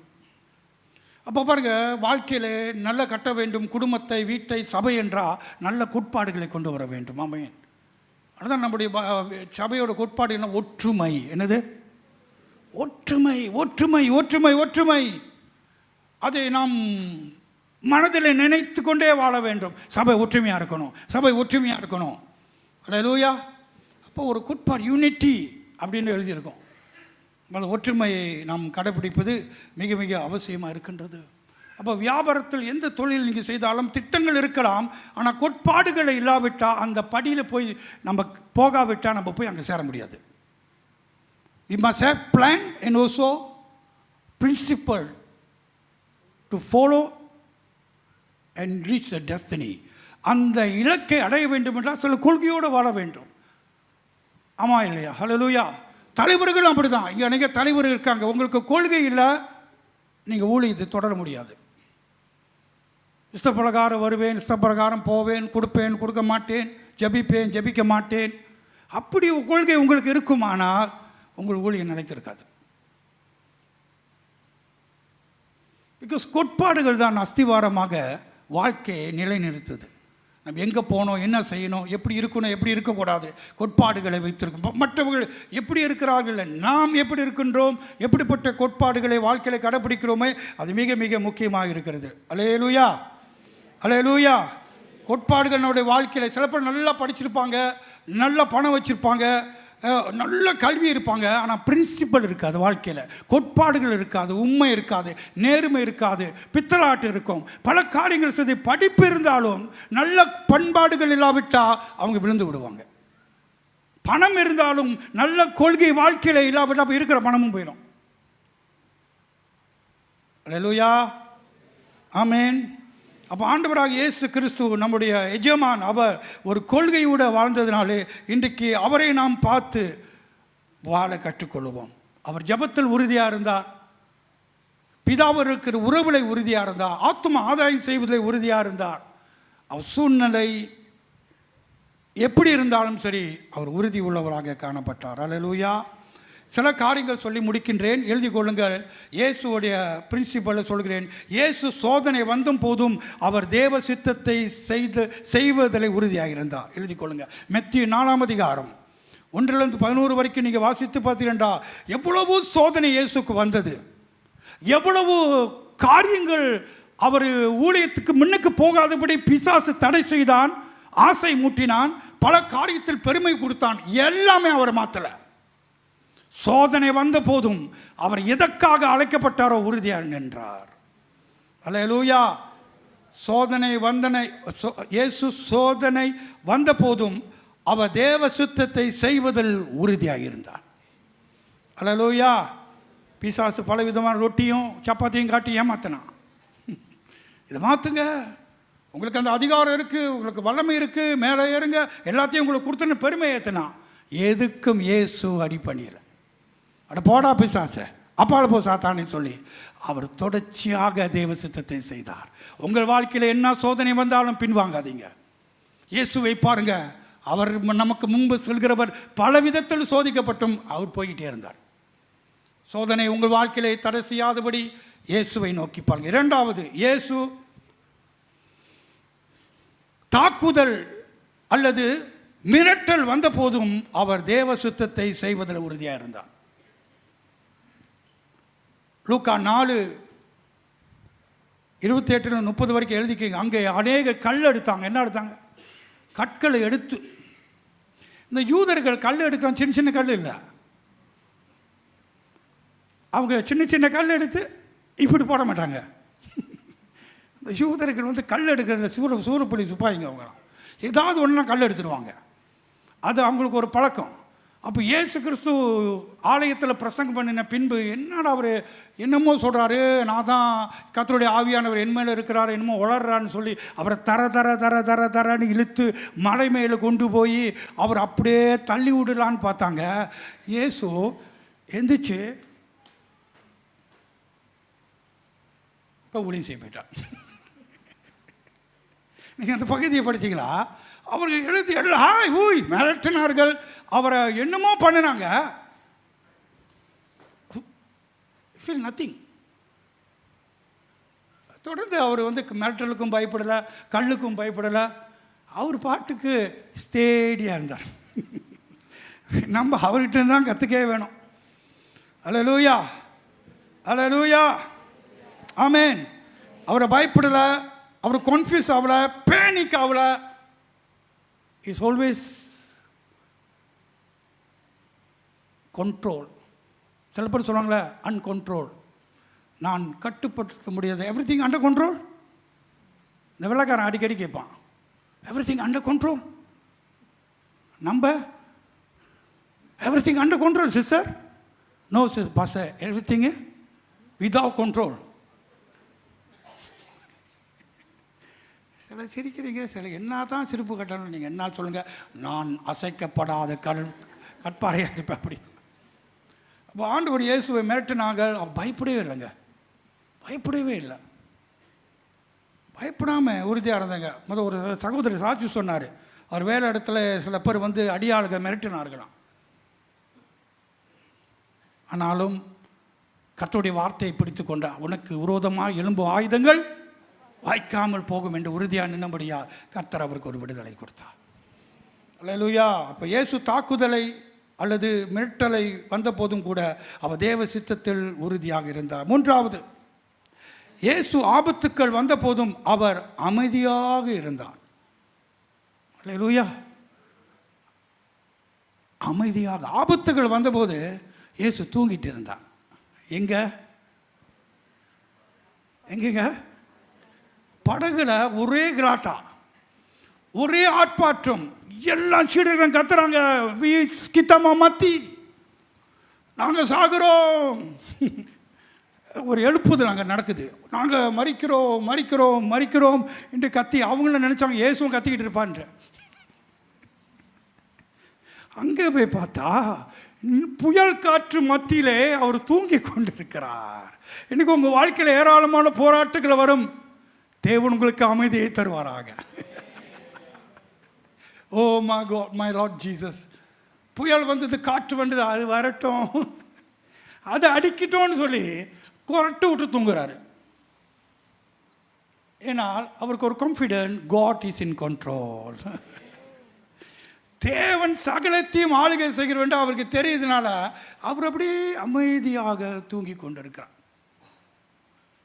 ஒரு வாழ்க்கையில் என்ன வந்தாலும் பதறாமல் கர்த்தர் ஒரு பலத்தை தருவாராக. நம்ம எல்லாம் மாமிசத்தில் இருக்கிறோம், பயப்படுவோம், பதறுவோம், பல காரியம் நம்மளை அசைக்கும். ஆனால் ஆண்டவர் இயேசு அப்படியே அசைக்கப்படாதா இருந்தாரே, அந்த பலத்தை தேவன் நமக்கு தருவாராக. அல்லேலூயா. மார்க் 4 அதிகாரம் 37 39 வரைக்கும் நீங்கள் அங்கே பார்க்கலாம். The disciples are crying, fear, shouting, panic. But Jesus was sleeping. Everybody is panic. Jesus also panic. அப்படின்னா முடிஞ்சு கதை. இயேசு பேனிக்காகவே இல்லை, பேனிக் ஆக மாட்டாரு, ஸ்டேபிளாக இருக்கிறாரு. பரிசுத்த ஆவி நமக்கு உதவி செய்வாராக. அல்லேலூயா. அடுத்தது முடிக்க போகிறேன். இயேசு நிந்தனையும் துன்பத்திலும் அவமானத்திலும் அவர் உறுதியாக இருந்தார். இயேசு நிந்தனை வந்த போதும், துன்பங்கள் வந்த போதும், அவமானத்தில் அவர் கடந்த போதும் உறுதியாக இருந்தார். 1 பேதுரு 2 அதிகாரம் 23 வசனத்தை நீங்கள் வாசித்து பார்த்தீங்கன்னா அங்கே சொல்லப்பட்டிருக்கு, ஏராளமான நிந்தனை வந்தது, ஏராளமான அவமானப்படுத்தினார்கள், அவரை குற்றச்சாட்டினார்கள், ஆனாலும் அவர் வாயை திறக்கவில்லை. எல்லாத்தையும் அப்படியே சகித்தார். அதான் அவர் சிலுவையை சகித்தார் என்று சொல்லப்பட்டிருக்கிறத அவர் உறுதியாக நின்றார். ஆமே. பாடுகள் வரலாம், துன்பங்கள் வரலாம், அவமானங்கள் வரலாம், உங்கள் சிலருக்கு குறை சொல்லலாம். இவைகள் மத்தியில் இயேசுவை பாருங்கள், அவர் உறுதியாக இருந்தார். அல்லேலூயா. அவர் மாறவே இல்லை. அதனால தான் அவர் நேற்றும் இன்றும் என்றும் மாறாதவர் என்று எழுத்தாளர் அங்கே எழுதியிருக்கிறார். அல்லேலூயா. ஆமேன். அல்லேலூயா. இயேசு எப்போதும் தேவனுடைய சித்தத்தில் செய்வதிலே உறுதியாக இருந்தார். லூக்கா 9 அதிகாரம் 51. லூக்கா 9:51 சொல்லப்பட்டிருக்கு, அவருக்கு தெரியும் ஜெருசலத்துக்கு நேராக போகிறார், அந்த பாடுகளை துன்பங்கள் அவருடைய வாழ்க்கையிலே பாவிகள் கையில் ஒப்பு கொடுக்க போகிறார். ஆனாலும் அதை கவலைப்படாதபடி, பயப்படாதபடி, திடமனதோடு, தைரியத்தோடு உறுதியாக அவர் சென்றார். தி பேஷன் ஆஃப் கிரைஸ்டில் நீங்கள் பார்க்கலாம். இயேசு கிறிஸ்துவை சிலுவையில் சுமந்து கொண்டு இருக்கும்போது அந்த டைரக்டர் அழகாக அந்த படத்தை அவர் டைரக்ட் பண்ணியிருக்கிறார். என்ன தான் சூழ்நிலை வந்தாலும் இயேசுவோட கண் கல்வாரி சிலுவையில் தான் இருந்துச்சு. என்னதான் பாடுபட்டாலும் அவமானப்பட்டாலும் பல பேர் பிரயாசம் பண்ணினாலும் அவர் நிலை மாறாதபடி, அவர் ஆடாதபடி உறுதியாக நின்று பிதாவுடைய சித்தத்தை செய்ய போகிறேன். அல்லேலூயா. அந்த படத்தில் அவங்க தாயார் வந்து இயேசுநாதர்கிட்ட வர மாதிரி ஒரு காட்சி. அப்போது இயேசுன்னு சொல்லுகிறார் பாருங்க, ஸ்திரியே, நான் இந்த உலகத்தில் ஒரு மாற்றத்தை கொண்டு வரப்போகிறேன். ஹல்லேலூயா. அவர் அவங்க அம்மாட்ட சொல்கிறாரு பாருங்க, அந்த வார்த்தை அப்படி டயலாக் எழுதிக்கிட்டு I am going to change the world. நான் அந்த உலகத்தை மாற்றப் போகிறேன் என்று சொல்லி கல்வாரி சிலுவைக்கு நேராகி போகிறார். ஹல்லேலூயா. இன்னைக்கு நம்மளுடைய வாழ்க்கையிலே காரியத்திலே ஒரு முன்னேற்றம் மாற்றம் வர வேண்டும் என்றால் இயேசு கடைப்பிடித்த கொள்கையை நாம் கடைப்பிடிப்போம். இயேசு எப்படி கொள்கையோடு வாழ்ந்தாரோ அந்த கொள்கை அவரை அசைக்கப்படாதபடி உறுதியாக இருந்தது போல இன்றைக்கு ஆண்டவர் உங்களை உறுதிப்படுத்துவாராக, நிலைநாட்டுவாராக. அசையாதபடி நீங்கள் என்றும் உறுதியாக இருக்க நீங்கள் கடைப்பிடிக்கிற கொள்கைகள், நெறிமுறைகள் உங்கள் வாழ்க்கையிலே மரியாதையும் கனத்தையும் ஆசீர்வாதத்தை கொண்டு வரும். ஆமென். அல்லேலூயா. இயேசு நேற்றும் இன்றும் என்றும், நேற்றும் இன்றும் என்றும் அவரே நமக்கு முன்பதாக நிறுத்தி நம் வாழ்க்கை உறுதியாக இருக்க கர்த்தர் கிருபை செய்வாராக. வாருங்கள், நாம் எழுந்து நின்று ஆண்டவரை நோக்கி பார்ப்போம். நம் மாஸ்டர், நம் எஜமான், நம் இயேசு, நம் மேய்ப்பர், மாறாதவர், உறுதியாக இருப்பவர். நம் சூழ்நிலைகளை சார்ந்து வாழாமல், சூழ்நிலைகள் நம்மை மாற்றி விடாமல் ஆண்டவரை நோக்கி பார்ப்போமாக. ஆண்டவர் நமக்கு பலத்தை இந்த மாலை வேளையிலே தரட்டும். ஆண்டவரே, நான் மாறி மாறி வாழ்கிறேன், எனக்கு உதவி செய்யும். நிச்சயமாக ஆண்டவர் நமக்கு உதவி செய்வார். ஒரே நிலையில் இருக்க எனக்கு உதவி செய்யும். சங்கீதக்காரன் ஜெபிக்கிறான், ஆண்டவரே, நான் எப்பொழுதும் ஒரே பலத்தில் இருக்க எனக்கு உதவி செய்யும். சோர்ந்து போகாதே, சோர்ந்து போகாதே. கர்த்தர் நமக்கு பலனாக இருப்பாராக. கைகளை வைத்து, ஆண்டவரே, நான் சோர்ந்து போயிருக்கிறேன், நான் தடுமாறுகிறேன், பல சூழ்நிலைகளை நினைத்து நினைத்து உறுதி இல்லாமல் இருக்கின்றேன், ஜெபிக்க மூட்டில்லை, சபைக்கு வருவது கூட மூட்டில்லாமல் இருக்கிறது. என் சூழ்நிலை மித்தமாக நான் ஒரு நிலையில் இருக்க முடியல என்று யார் யார் நினைக்கிறீர்களோ உங்கள் கரங்களை உயர்த்துங்கள். ஆவியானவர் சபைக்கு சொல்லுகிற காரியத்தை நாம் செவி கொடுப்போமாங்க. எனக்கு ஒரு நிலையான ஆவி எனக்கு வேண்டும் என்று இருக்கிறவர்கள் கைகளை உயர்த்துங்கள். கர்த்தர் உங்கள் கரங்களை பார்க்கட்டும். நான் ஜெபிக்க இருக்கின்றேன். இயேசு நேற்றும் இன்றும் என்றென்றும் மாறாதவர் போல உங்கள் வாழ்க்கையில் என்னதான் வந்தாலும் அமைதியாக இருப்பீர்கள், உறுதியாக இருப்பீர்கள். ஏன்னா இயேசுவை உங்கள் கண் முன்னதாக நிறுத்துங்கள். ஒருவேளை நீங்கள் நினைத்தது ஒன்றும் நடக்காமல் இருக்கலாம், வேற மாதிரி நடந்திருக்கலாம். பயப்படாதிருங்கள். உங்கள் விசுவாசம் மாறாதபடி காத்துக்கொள்ளுங்கள். தேவனோடுக்கு உறவு மாறாதபடி காத்துக்கொள்ளுங்கள். கர்த்தருக்கு உண்மையாக இருங்கள். ஹல்லேலூயா, ஹல்லேலூயா. உறுதியாக இருக்கிறவன் நிச்சயமாக அவன் பெற்றுக்கொள்வான். விசுவாசமாக இருக்கிறவன் நிச்சயமாக ஒரு மாற்றத்தை கண்டடைவான். நல்ல கொள்கையோடு வாழ்வோம், முன்னேறுவோம், வெற்றி பெறுவோம். கர்த்தர் நமக்கு துணை செய்வாராக. ஹல்லேலூயா, ஹல்லேலூயா, ஹல்லேலூயா. கைகளை உயர்த்துவதற்காக ஜெபிக்கிறேன். ஆவியானவர் உங்களுக்கு ஒரு விசேஷ பலத்தை தந்து நீங்கள் இருக்கிற மாதிரி இருக்காதபடி வேற மாற்றத்துக்குள்ளே ஒரு உள்ளான பலத்தை தேவன் உங்களுக்கு தருவார். பிதாவே, கைகளை உயர்த்தின ஒவ்வொரு பிள்ளைகளுக்காக ஜெபிக்கிறேன். ஆண்டவரே, அவர்கள் உமக்கு நேராய் கைகளை உயர்த்தி இருக்கிறார்கள், உம்மை நோக்கி பார்க்கிறார்கள். நீர் எப்படி மாறாதவராய் இருந்தீரோ, சூழ்நிலை வாழ்க்கையில் என்ன நடந்தாலும் மாறாதவராய் இருந்தது போல இதோ கைகளை உயர்த்தி இருக்கிற அவர்களுடைய வாழ்க்கையிலே ஒரு உறுதியை நீ தருவீராக, ஒரு பலத்தை தருவீராக, ஒரு நிலையாக நிற்க அவர்களுக்கு கிருபை தர வேண்டும் என்று ஜெபிக்கிறேன். எல்லா சோர்வுகளும் பலவீனங்களை நீக்கி போட்டு பரிசுத்த ஆவியானவர் அவர்களை தைரியப்படுத்தும்படி நான் ஜெபிக்கிறேன். தொடர்ச்சியாக கர்த்தருடைய சித்தத்தை செய்வதிலே உறுதியாக இருக்க, தேவனுடைய உறவிலே உறுதியாக இருக்க, ஜெபத்திலே உறுதியாக இருக்க கிருபை செய்வீராக. பின்மாற்றம் அடையாதபடி, பின்னோக்கி போகாதபடி முன்னேறி செல்ல நல்ல கோட்பாடுகளை வாழ்க்கையிலே அவர்கள் கடைபிடிக்க கிருபை செய்வீராக. சபையார் அனைவரையும் உடைய அன்பின் கரத்தில் ஒப்பு கொடுக்கிறேன். துதி கன மகிமையெல்லாம் உமக்கே செலுத்துகின்றோம். இயேசு கிறிஸ்துவின் வல்லமுள்ள நாமத்தில் வேண்டி செபிக்கிறோம். எல்லாரும் சொல்லுவோம், ஆமென், ஆமென். என் ஆத்துமாவே கர்த்தரை ஸ்தோத்திரி, என் முழு உள்ளமே அவருடைய பரிசுத்த நாமத்தை ஸ்தோத்திரி. என் ஆத்துமாவே கர்த்தரை ஸ்தோத்திரி, கர்த்தர் செய்த சகல உபகாரங்களை என்றும் மறவாதே. ஆமென்.